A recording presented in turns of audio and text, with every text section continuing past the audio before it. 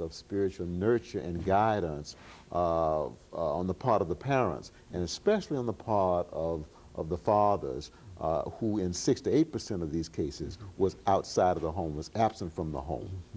And so there's a very, very close relationship. What you're saying is that young people who become eventually involved in violence, that there are more of those who never had that Christian, well, that the spiritual experience that you're talking about. Is that what we're saying? Yes, I'm saying that if you look at the spiritual background or the religious background of persons who have a history of repetitive, antisocial, or criminal behavior, what you'll often find is that they've grown up in a family situation in which one or both parents were very self-centered. Self-centered means that they were focused on their own needs, focused on gratifying their own desires, and therefore did not offer the kind of spiritual role model or the kind of spiritual instruction that a child needs in order to develop a good sense of who he is and a good sense of who God is and what God expects and requires.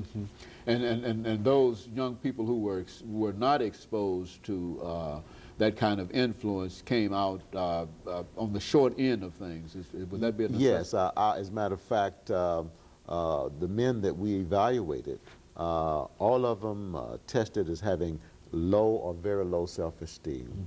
70% of them responded to the question, how do you handle it when somebody mistreats you or takes advantage of you? 70% of the men we evaluated said, I believe in trying to get even or trying to get 78%. 78%, yes.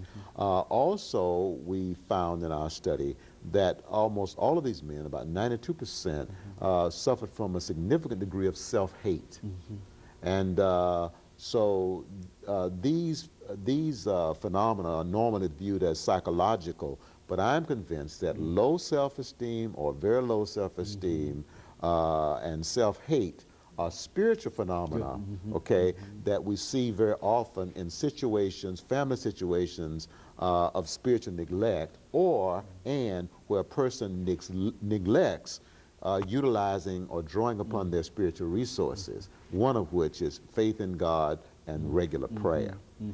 And if more people understood this, is that what we're saying, that perhaps we would be able to deal with some of the real crucial problems that we have dealing with violence in our society? Is that what we're saying? Yes, I'm saying that self-esteem is a spiritual phenomenon.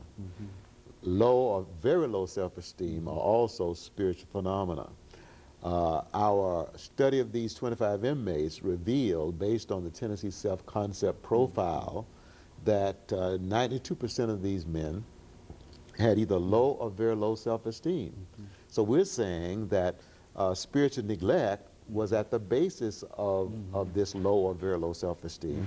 And we're saying that if we are to correct that kind of a problem, then we need to recognize the true nature of self-esteem, and we need to develop the kind of therapeutic interventions, okay, or the kind of spirituality-based prevention that will help people develop positive self-esteem, or if they develop low self-esteem, then to help them to overcome it.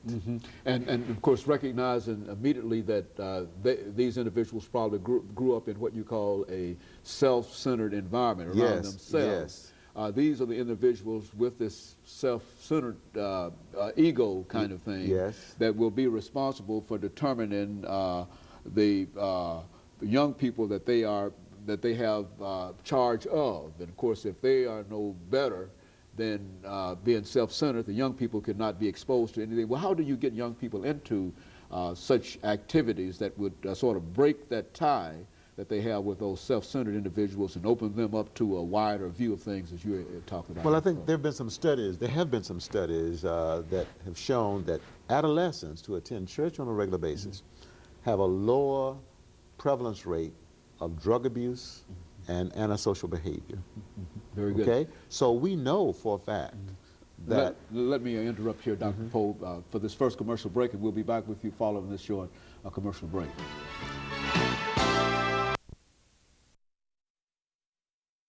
Poe